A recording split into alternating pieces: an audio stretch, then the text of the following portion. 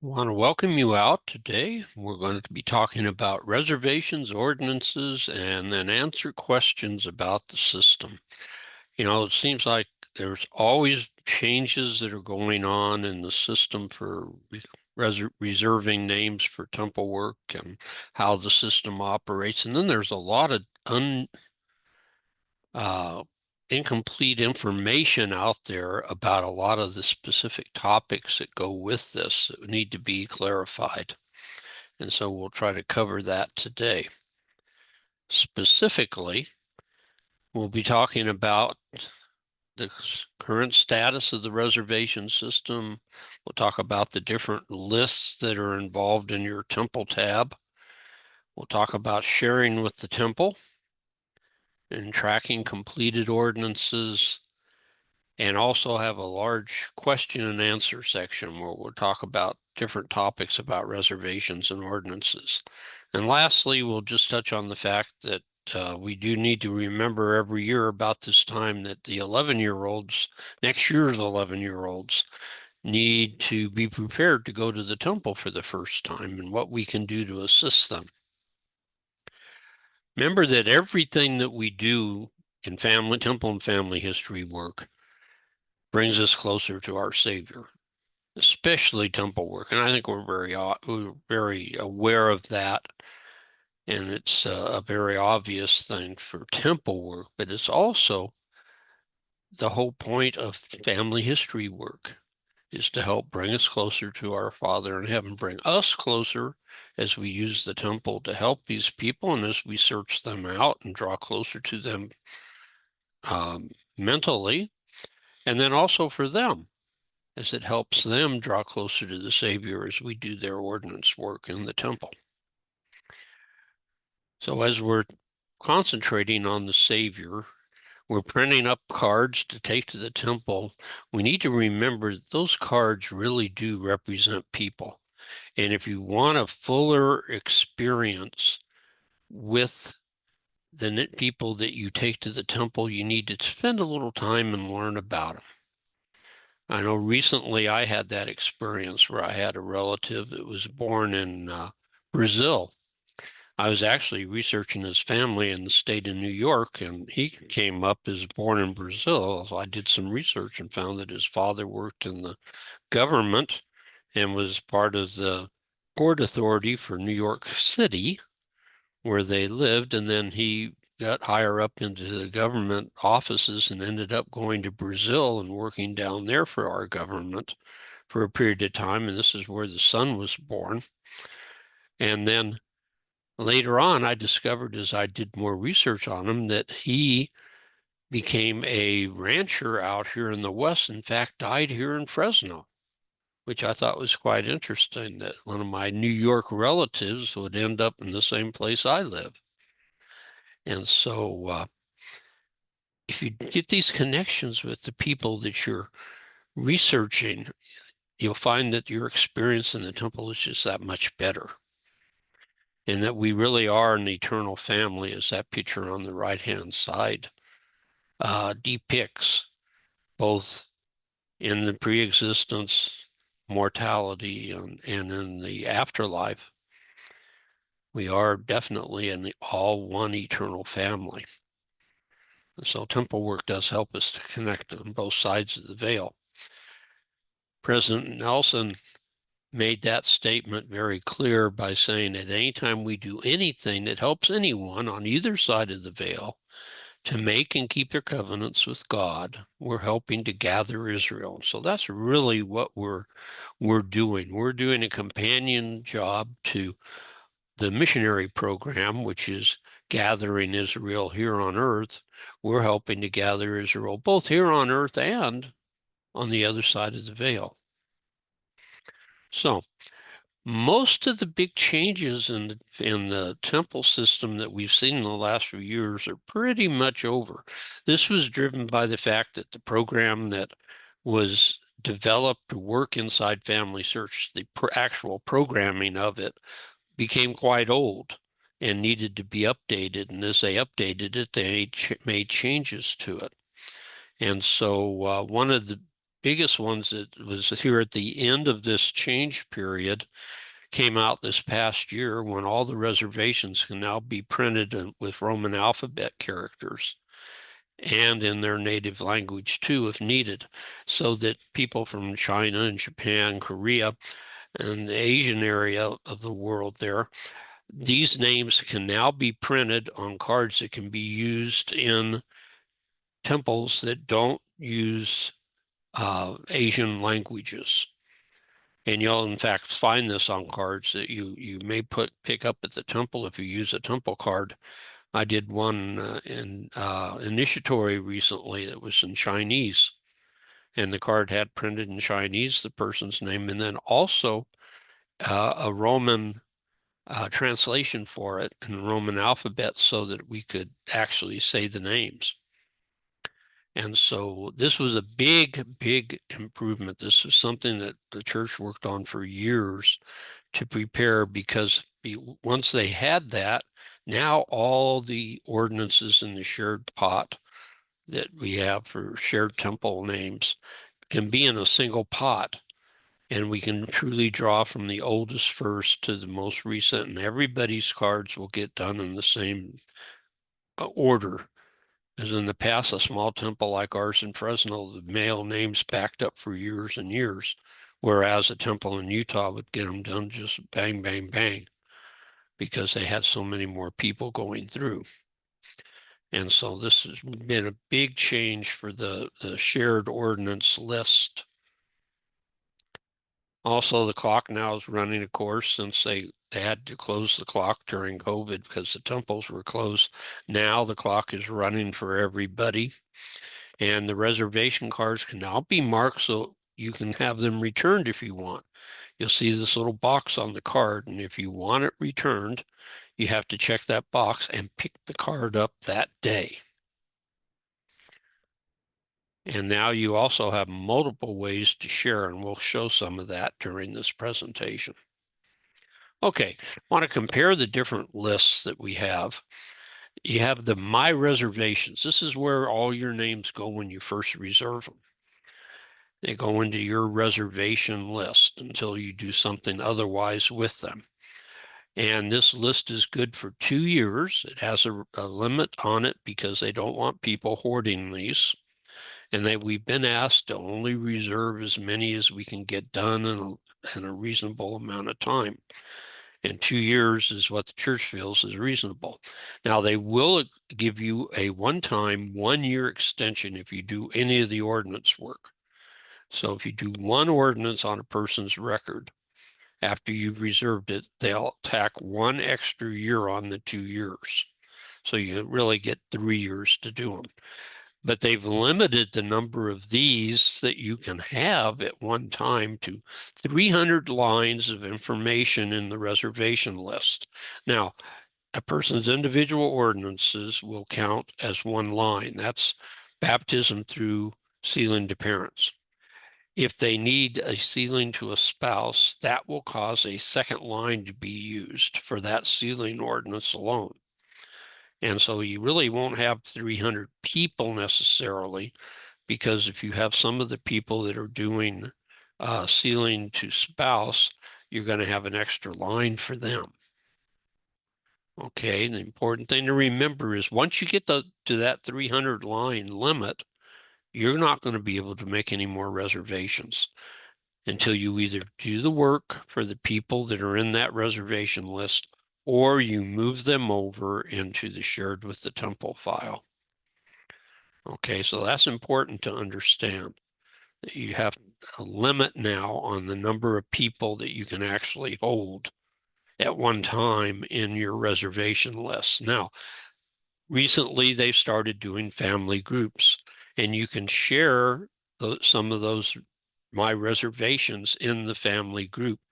That's a little tricky because because you use the word shared, you get the idea that these now can be held forever, but that's not true. When you share them with the group, those names are still considered part of My Reservations. And so they have the same 2-year limit with a 1-year extension. And you can include, they are included in your reservation list even when you share them inside the group. When you move the name inside a family group to be done by the family, which is a great process, really, it does not remove them from my reservations. The group itself, by the way, has a limit of 1,000 names. They don't want that to be a place where you just pile up name after name after name. They want you to keep that in a reasonable sized program. And remember, again, it's part of your My Reservations. It's not really removing it from that 300 limit you personally have. Now, the Shared with the Temple program is great because there's no expiration on these. Once you put them in there, they're going to stay there till they get done, which is wonderful. There is no limit on the number you can do that. Really, I think you need to consider if you're putting thousands of names into the Shared with the Temple, why not just, if you're generating these names, adding them into FamilySearch, why not just add some of them into FamilySearch and leave them there for the family to find? There's a beauty to being able to find names in the system and, actually reserve them yourself. You understand that. Why not leave some for others to enjoy and save for your My Reservation list those names that you really, really, really want to do yourself? And for the others, put them in the Shared with the Temple and let people get them done. And the beauty of putting them in the Shared with the Temple is they don't count against that 300 limit that you have on My Reservations. There's one other list that we're going to talk about in a little more detail today. That's the completed list. That's the list where they're showing you now, since FamilySearch, Family Tree has begun, names that you have finished, or ordinances that you have done, I should actually say. You don't actually have to have finished a person. Any ordinances that you have reserved and had done will show up in here with some limits. One of them is those names are only going to be shown in that list for 2 years. Once it's been 2 years or longer since that ordinance was done, it will be dropped from the list. That's to keep the list from getting too big, unfortunately for us.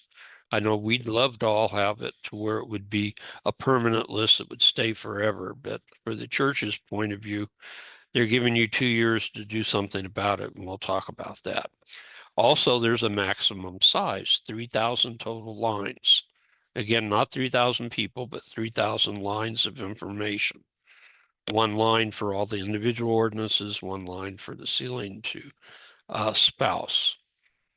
And so once names reach either 2 years of age, which is an automatic time to drop, or they max out because there's been over 3,000 lines of data done since theirs was done, they get bumped off the list.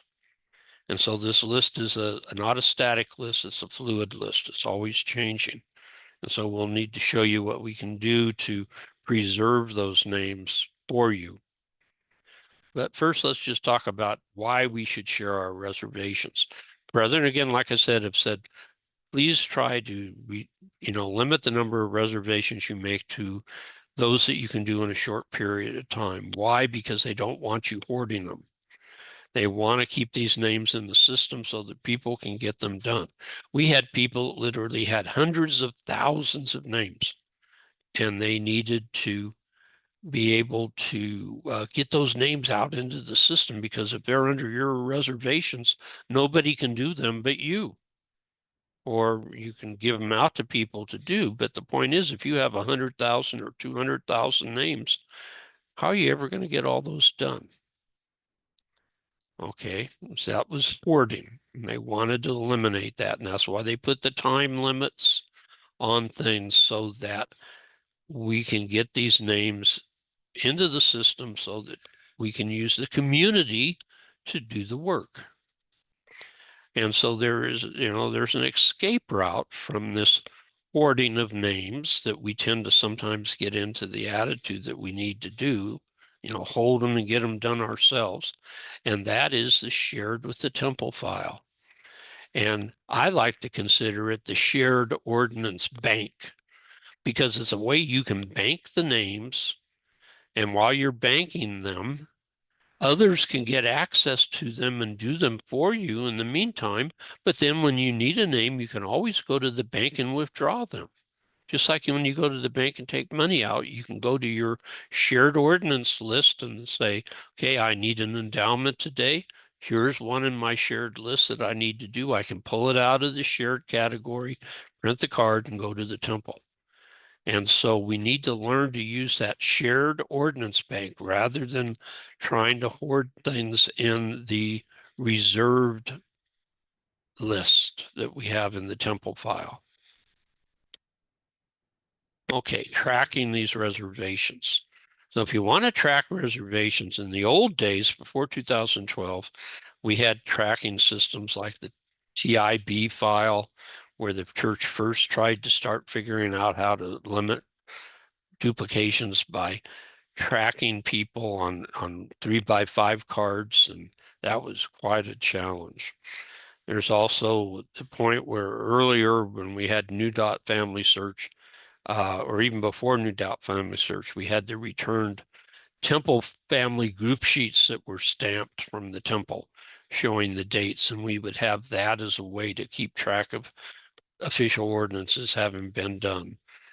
When we first got into computerized submitting, there were 4, FOR forms that we could print out and save in our file, and that would give us a record of the names that we had submitted. And then there was, of course, the IGI that used to be out on CDs, and then, or on fiche, and then CDs, and then online. And, the IGI is still there. The trouble is they've stripped the actual temple dates off of it. So it's no longer a way we can track, but these are all tracking forms. And the big change that occurred in 2009, because at that point, they did not have a backup simple tracking system. The card itself became the primary record for the ordinance that was completed. And so if there was a discrepancy between what the system showed and what you knew, the only way to fix that was to have the card. And this is before they had that completed list that is published in the Temple tab now. At that point, the only thing we had in 2009 was the actual temple card. And some of us still have in our mind that that's the only thing we have for proof. But we've also got the completed list too to help us. So hopefully we don't need to have piles and piles and piles like I've had in the past of temple cards, because now we can use the completed list with the problems that we discussed about the names being dropped off after either 2 years or 3,000 lines of information build up there. And so we need a way to preserve that list so that we can go back through it and see things that were done that no longer show. And the way you can do that is when you go into your temple file and look at the list, you'll see where it says completed, and you can click on that and it will bring up a list of completed names. This just shows 3 lines for names, and there's my Robert Cleveland Sands, who was born in Brazil, that died in Fresno, that I did recently. And there's an options over here. There's 2 ways to view the list. One of them is individual ordinances. So what they'll do is they'll show you the individual ordinances for the person, and then somewhere else on the list you'll find the sealing to spouse, if there's a sealing to spouse record. And the other way to view it is to group by ID, which means you put everything for one ID all together, and then for the next ID all together, so that you see the complete list for each person that's represented in the list. I like to use the actual group by ID feature so that you have everybody put together at the beginning. Now, what can you do with this list? Well, there's this problem because it's not fluid, it's going to be changing. And so what you want to do is go to where you find the download button and download the list. I wouldn't do it on paper, I would do it electronically. Download the list, and then make sure you've already grouped it by IDs to begin with to make it simpler to handle. And then there's two options you can really do. If you're not real techie, then just download it and save it in a folder with the date that you created it as its date. And then anytime you want to look at it, you can always go into it and click on it and open it up, and you can read through. You can use the search feature and search for a certain name and be able to find the ordinances you're looking for. If you're a little better techie, you could actually create an Excel file or a Google Doc file, like an Excel file, and add into that file the newer added names since the last time you did this and make a big master list. That's a lot of work, and requires a good level of technology ability. So probably for most of us, the best one's just to save it as a folder. And you'll find that that's a good way to back it up. Now, how often, that all depends on how many names you have, how fast things are being processed. I would suggest, uh, no less than, say, every 6 months, possibly for some of you once a month. If you're really having a lot of names being processed and you have a lot of names over in that shared temple file, you'll find that a lot of things get done, and then you need to keep that record going. So try to set a reminder to do this every so often, file them away. Then if there's ever a question, you can always go back into this and see what your records show for each individual person you've worked on. Okay, the question area. As I troll through different groups on Facebook, or if I'm just working with people, I'm out speaking, it's amazing the questions that pop up. A lot of misinformation out there. There's a lot of people that are confused, and a lot of people that are working off of old information. And so there's two good locations to get answers for people that have questions about reservations and temple work. One of them is the handbook, and it's easy to get to it online.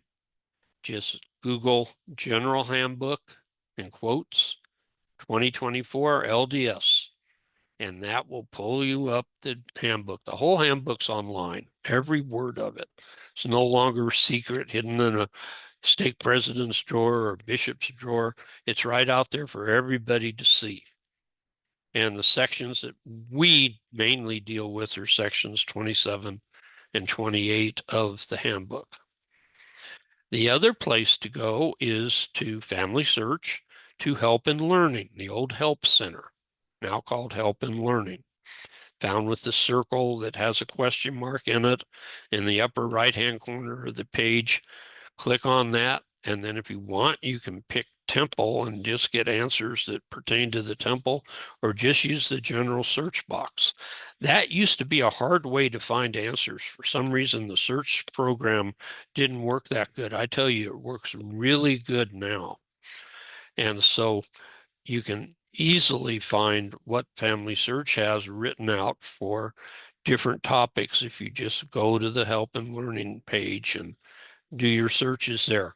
And understand that both these sources, the handbook and the articles in Help and Learning, are considered official documents of the church, and they can be trusted. They are what is being used as the rules. Okay. They've both been cleared through correlation. They are considered official. And so as we do the questions, we'll try to give you where these come from based on either the handbook or Help and Learning. Okay, the 110-year rule always causes questions. This is talking about doing work for people that are less than 110 years old, who have deceased, obviously.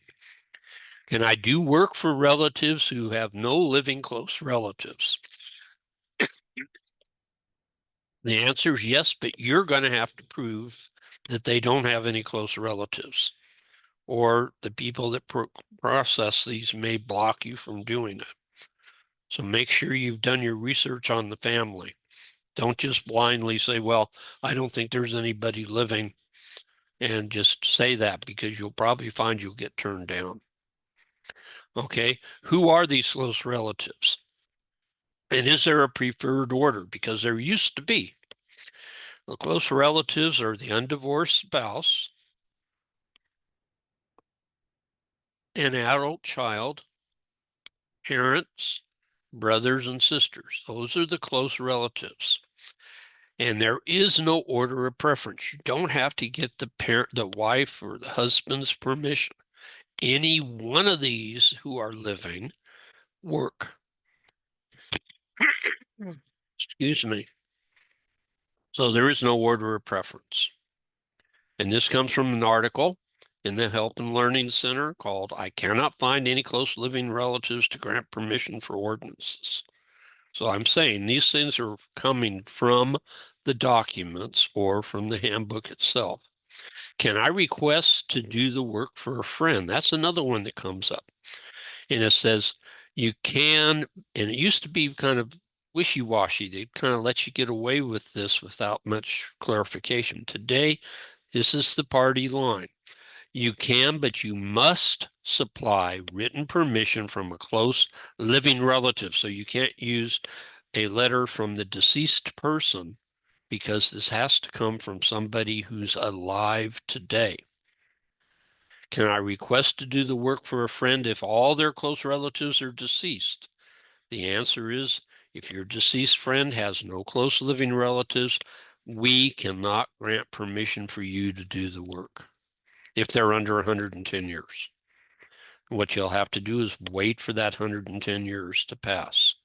That's now cut in stone. It's not a maybe we will. This is the actual policy.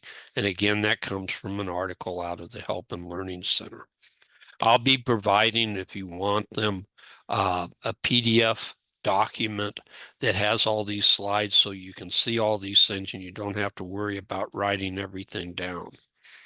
You'll be able to refer back to it. Okay, ordinances done in order. That's another one that a lot of people get worked up on. And there's an article, "Why Are Temple Ordinance States Out of Order and Tree?" And it's not a real simple answer, really. One of them involves the ceilings, which are usually the biggest issue. It says if a ceiling ordinance is done out of order, the recommendation from Salt Lake from the Temple Department is you should simply make sure that the rest of the ordinances get done.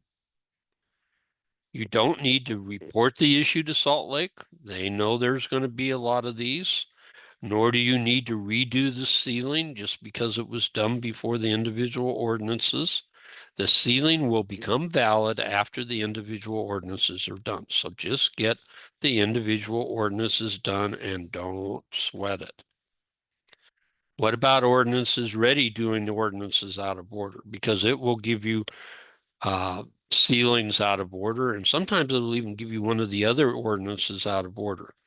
And the temple department has just said it's acceptable to perform ceilings to spouses ordinances, let's say, without checking to see if the individual ordinances have been performed. And so, and even an individual ordinance, they might print one for you that is actually out of order. It's nothing wrong with doing that, actually, because as long as everything gets done, they will all become valid in time. Okay, only the baptism was done. This is starting to show up more as we get this big pot for the names for shared ordinances in the temple. What's happening is people are finding that they'll get a report that only the baptisms got done for some of their names. What's going on? Well, when you share reservations with the temple will first request names strictly for baptism. They don't request them for baptism and confirmation. They request separately for each of those ordinances. And so what will often happen is they'll request a certain amount of names for baptisms, and then they'll use them up. Once that's done, and they may need some names for confirmations, they'll make a separate request for the confirmation names, and they'll probably be different people. And so what'll happen is that you will find that sometimes the baptism's done all by itself, and then maybe a couple of weeks later, the confirmation finally gets done. And then why do you see completed on there? Well, there was a period of time between 1960 and 1997 where in the beginning, we didn't have computers. It was strictly done by books. As they went to computerize these, they understood that the ordinances, or like baptisms and confirmations, were always done in the same temple on the same day for a person. They wouldn't do any of this moving around from temple to temple. Or after a while, I think it was once we reached 1991, it's possible that the baptism would be done one day and the confirmation would be done on a different day, but it would get done. And as they computerized things, they were trying to save a little money, and they were considering that baptisms and confirmations kind of went together, initiatories and endowments went together.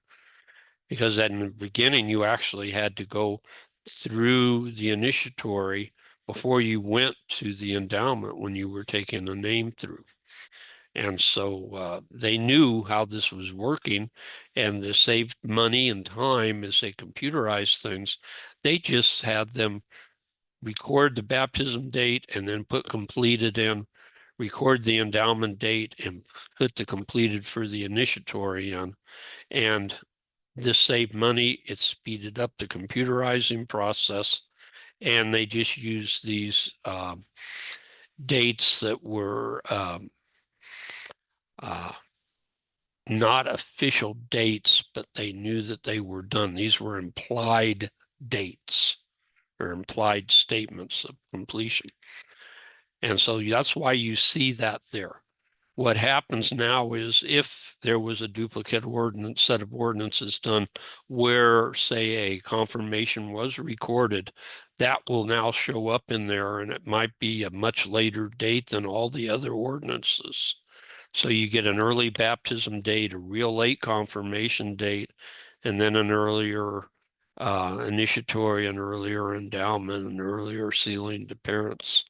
And so it looks a little confusing, but that's because a date will trump the word completed. So if there ever was a recorded confirmation or initiatory, it will show up and overwrite the word completed. But that's what's going on there. A little confusing. Hopefully, if you read through that, it will make more sense than what I was saying, the way I said it. Okay, ordinances done out of order. That gets a lot of people very upset.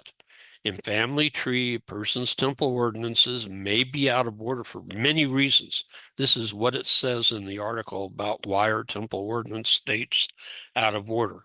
It says if a sealing ordinance was done out of order, you simply make sure the rest of the ordinances get done. And there's some reasons for this. And they name several different reasons. The use of family name cards, where people, different places were doing ordinances and for the same person, duplicate ordinances. And so you get some real strange combinations of dates. Ordinances ready is added to this. Ordinance duplication just in general. You may find duplicate people out there, and as you merge them together, you'll see that the dates come out different. And then, of course, the church used to do extractions, especially for marriages. Back in a time period when the members of the church weren't submitting many names, or it was very hard to submit names. And so that there would be something for people to do when they came to the temple if they didn't have their own names, they did a lot of extractions of marriages, and they did this with no regard to whether the people that were getting married had ever had their temple work done, their individual ordinances done. And so we find a lot of those that are done out of order deliberately, just so there was something for people to do. So there's a lot of different reasons for why these names are out of order. And the basic rule is don't worry about it. Just make sure that all the ordinances have been done. If they've been done everything will be in effect. Okay, who can I do work for? That's always another question. And, the church has said basically temple ordinances are sacred, should be treated with respect. Please reserve ordinances for individuals only if you are related to them. And the first presidency did a letter back in 2012 that stated specifically, your preeminent obligation is to seek out and identify your own ancestors. And now they've clarified ancestors to include your other family members also. But basically, as the first sentence says, people that you are actually physically related to. And they give the groups of different people that count: immediate family members, their direct line ancestors, biologic, adoptive, and foster families, collateral family lines. That's the aunts and uncles, cousins, and their descendants, but not their families going back in time. Those are not people you're related to. They're descendants of your ancestors, essentially same thing, your own descendants. And then there is one place where you can get away with doing some people that aren't necessarily in your tree, and that is possible ancestors. That's where if you have a small community, let's say in Europe, where your ancestors came from and were there for decades or centuries, you can go ahead and do the names of anybody who has the same surname in that town, even if you don't know how they're related to you, because most likely they really are related to you. Okay, and this is out of an article from the Phelps Center again. Now, who can't you do work for? And this changes over time, and how it works changes. And it can be a little bit tricky. Okay, when submitting names for prosody ordinance work, remember you should only submit names of people you're related to in general, and that's from the handbook. Stillborn children is one topic that needs to be covered because a lot of times we don't understand it. Here in the United States or North America, we have a certain understanding for this, meaning a child who's born who did not breathe was essentially born dead. What you do with that is you go ahead and the family can still record these children in their records. You can put them in tree and just mark them stillborn. No work will be done for them, but as it says in this does not deny the possibility that the child may be part of the family in the eternities. It's just the way we're going to handle it as of now in mortality. Okay, and the thing to understand in this indented paragraph is there are many countries where stillborn is a word that's used, but it means something totally different. In the countries that are listed there, especially, stillborn children were usually the children who were born and lived only for a few minutes up to a day or so. And they were considered stillborn. We would not consider them stillborn. We would consider them a live birth. Those children, if they were born alive, need to be marked for temple work. They need to have their temple work done. You don't really want to mark them as stillborn in family tree, because that will knock out the ability to do the sealing to parents. You could just record that as a note that based in that country, they were considered stillborn. What they do in those countries, children that were what we consider stillborn are just considered born dead. And they don't use the word stillborn. They were just born dead. Okay, we don't do work for Jewish Holocaust victims or survivors. The Jewish Holocaust people became a hot topic because many of their descendants wanted to sue the church for doing their temple work, and the church did not want to risk this whole system being brought down because we were doing work for people who vocally did not want work done. And so that's why we put a restriction on Holocaust survivors and victims. Also, we had to create some restricted locations, oftentimes from Arabic countries. And a lot of that is in respect to the living relatives that live there and not wanting to have those living relatives have anything done to them because the government finds out that people are doing Christian work for their family, for their deceased family members, because this could get them into religious problems over there. And so what we do with them is that if you're a descendant, and I've known descendants of people who from Jordan and Israel and other countries, you have to clear the names you want to do for those people born over there one by one, so that the church knows for sure that the people requesting this are truly their descendants and not just some person who's out there doing their own little private extraction program of people from a certain location or people from a certain cemetery or whatever the case might be.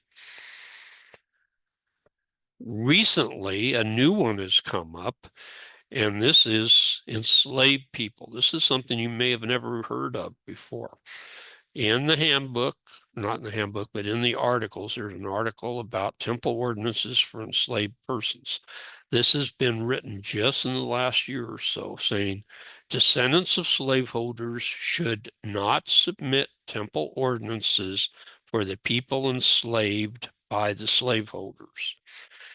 The last name of a family name or family name of the slaveholder should not be added to the name of the enslaved person unless the slaveholder was actually the father of the enslaved person. And this policy applies to all cases of enslaved people worldwide. And you might ask why. It's the same thing as the Jewish situation. There's been some threats of lawsuits against the church for people doing temple work for people who were enslaved. And so the church has had to put a kind of lockdown on this for the time being. In the eternities, things are all going to work out.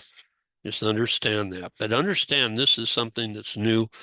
Many people who are researchers are not aware of it. They need to be made aware of it. I have many relatives who are actually slaves or descendants of slaves.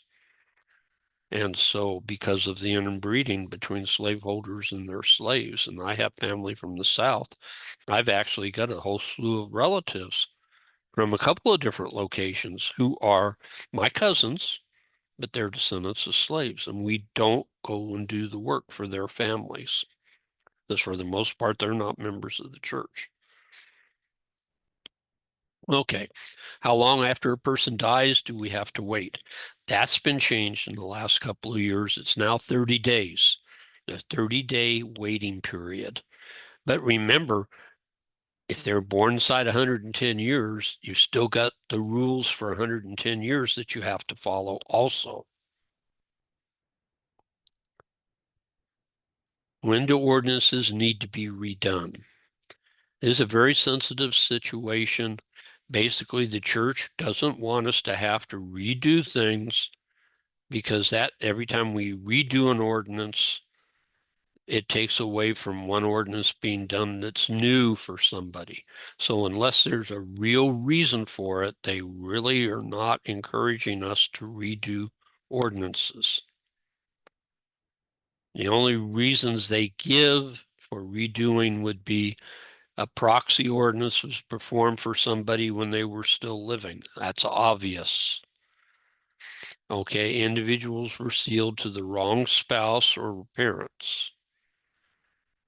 Or a proxy ordinance was performed for the wrong sex, or a proxy ordinance was performed before the 30-day anniversary of the individual's death under the new policy. Those are the only 4 reasons that they say we really need to consider redoing an ordinance. Now, there is an exception on that last one. If a person dies and they're a member of the church and they're worthy of a recommend but unable to attend the temple, you don't even have to wait the 30 days, but it requires that you meet with the bishop, and the family member can then obtain permission to perform the temple ordinances immediately. But remember, they had to be members of the church, they had to be worthy of a recommend, but unable to attend the temple. They meet all those based on Handbook Section 28.3.1. The bishop can give permission for them to have their work done immediately. So that's the one exception to those 4 rules. Okay, I'm an older brother or sister and I need help getting things done. What can I do?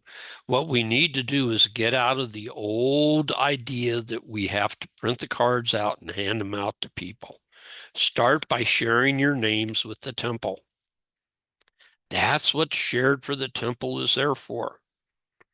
If you want, you can print cards out, but remember, you're going to have to monitor them, and that's a lot of work. You can create a family group, share them within the group, up to 300 of them.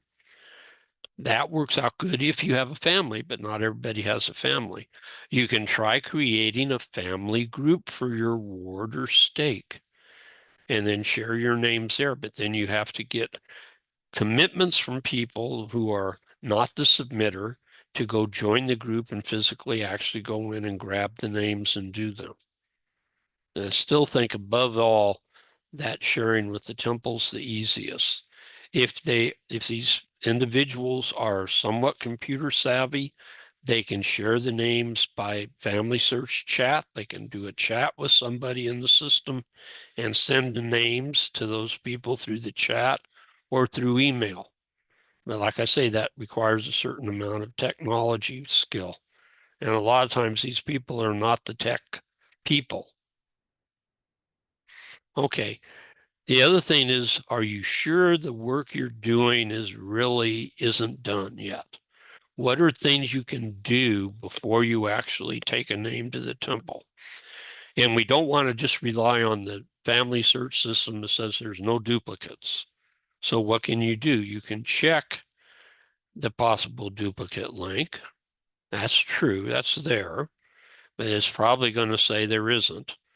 Then what I would do after that is I would check to see if there happens to be a duplicate child in the family group that this person's in, because oftentimes we have found that there'll be an actual duplicate of the person, not another child with the same name, but the exact same child, 2 of them in a family group. And for whatever reason, FamilySearch doesn't catch this.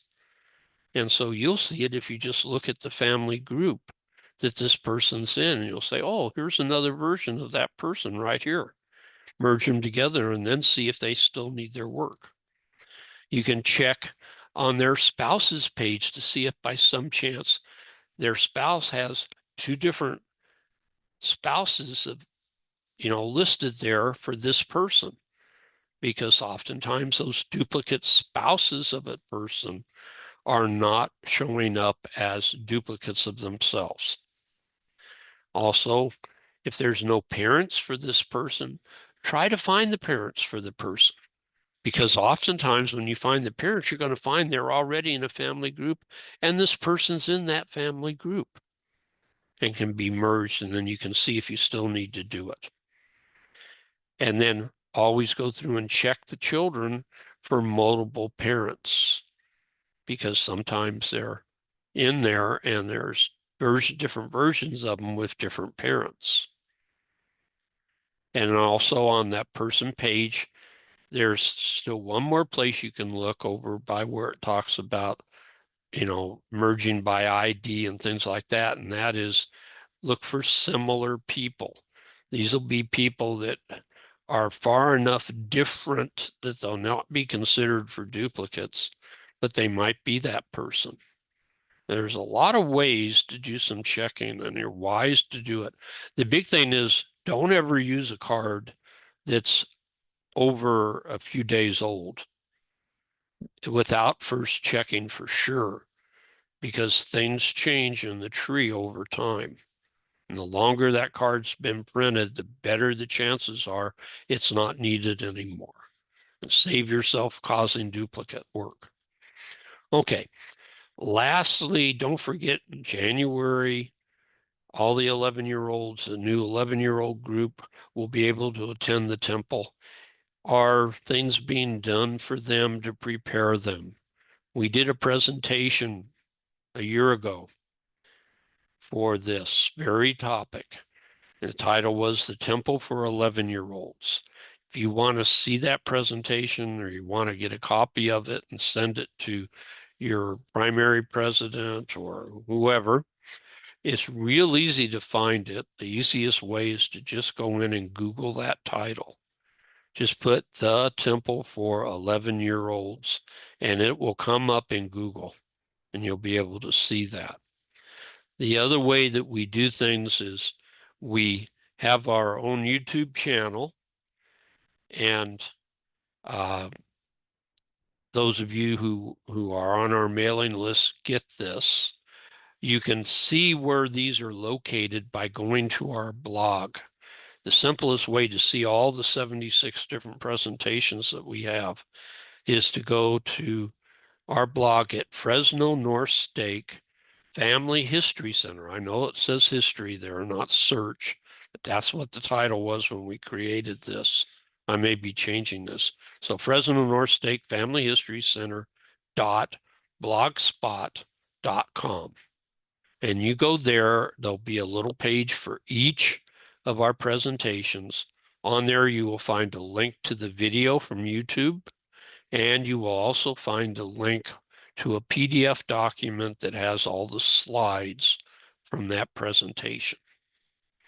So we appreciate your time today, and we'll turn the time over to questions with the people that are in our audience. Thank you for being here today.